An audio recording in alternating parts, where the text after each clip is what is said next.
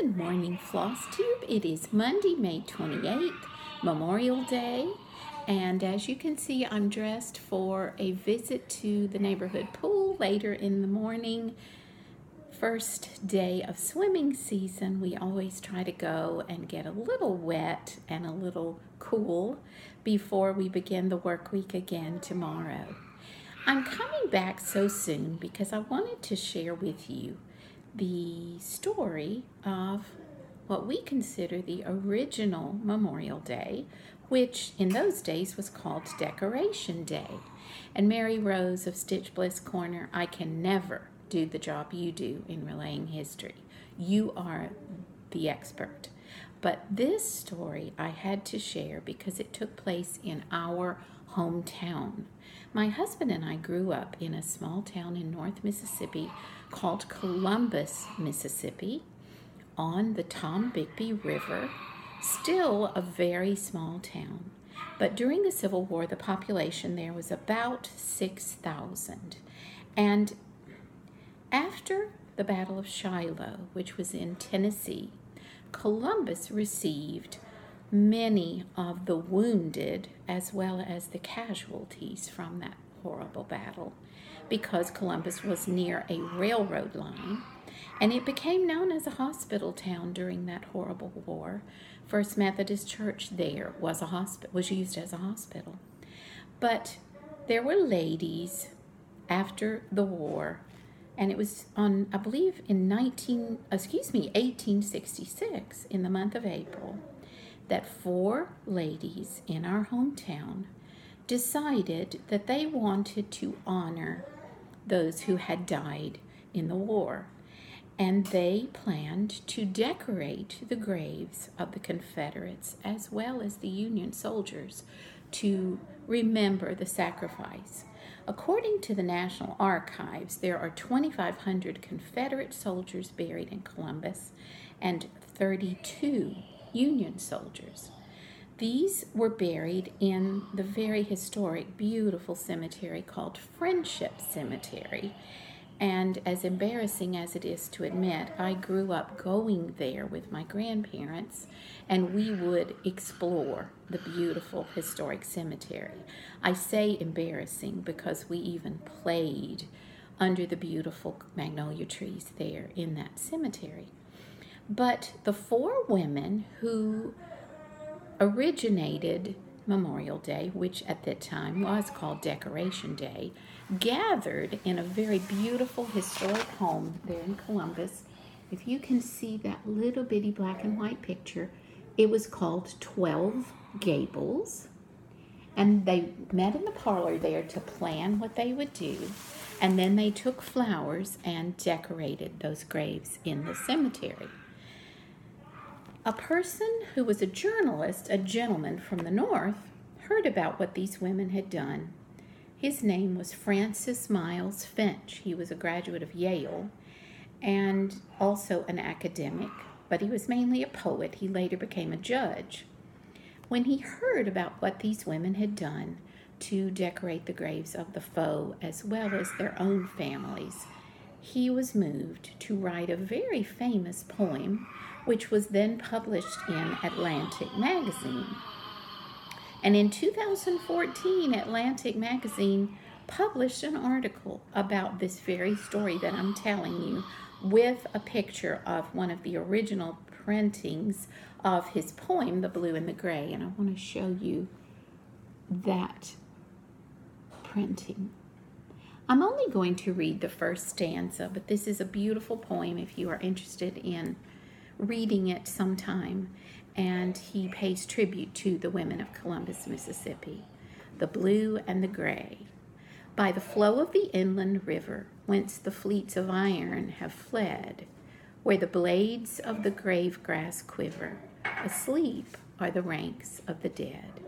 Under the sod and the dew, waiting the judgment day. Under the one, the blue. Under the other, the gray. So having grown up in that city and knowing that story from the time I was a little girl, I wanted to share that with you and remind you that Memorial Day does not honor those who serve. That is Veterans Day.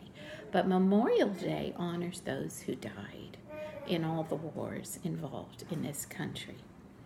In case you're interested in historic architecture, and you know we are, this book was published in the 70s, and it talks all about the historic architecture in Mississippi by Mary Wallace Crocker.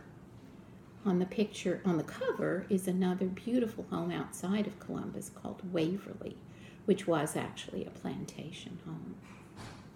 But I hope you don't mind me sharing that beautiful story, because it is one that we grew up knowing and loving. And I encourage you to look up Mr. Finch's poem, The Blue and the Gray.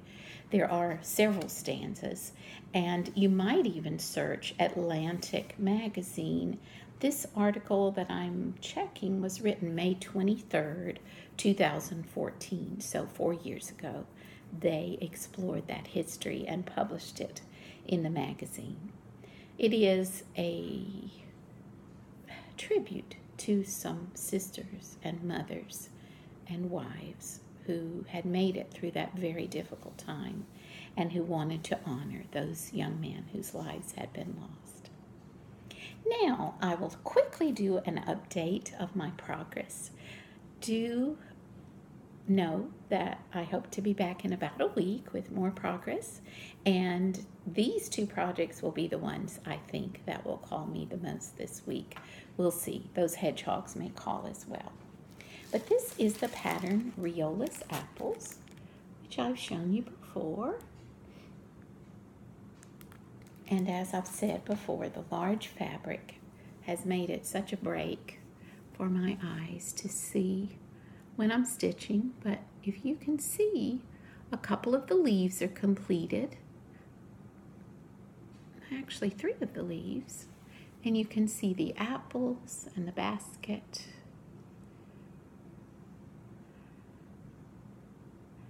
You remember that this is on 10 count fiddler's cloth Aida.